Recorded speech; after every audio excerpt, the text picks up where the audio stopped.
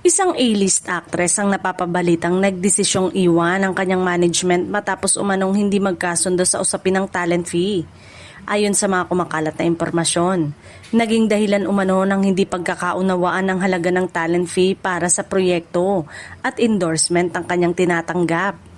Dahil dito, napag-usapan umano ng gusto ang posibilidad ng kanyang pag-alis sa management na matagal nang humahawak sa kanyang karir. Hindi naman malinaw kung tuluyan na bang naputol ang kanilang professional relationship o may posibilidad pang maayos ang kanilang hindi pagkakasundo.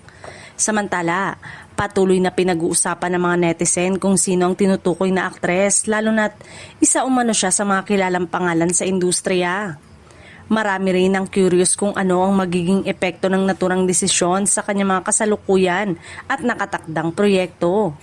May ilang taga-subaybay naman ang naniniwalang normal lamang sa showbiz ang magkaroon ng negosasyon pagdating sa talent fee, lalo na para sa mga A-list star na patuloy na tumataas ang market value. Gayunpaman, wala pang opisyal na pahayag mula sa aktres o sa kanyang dating management tungkol sa isyong ito.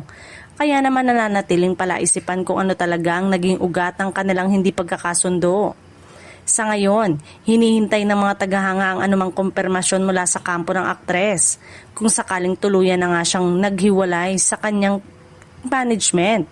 Malaking pagbabago ito sa kanyang karir at tiyak na maging isa sa mga mainit na usapan sa showbiz.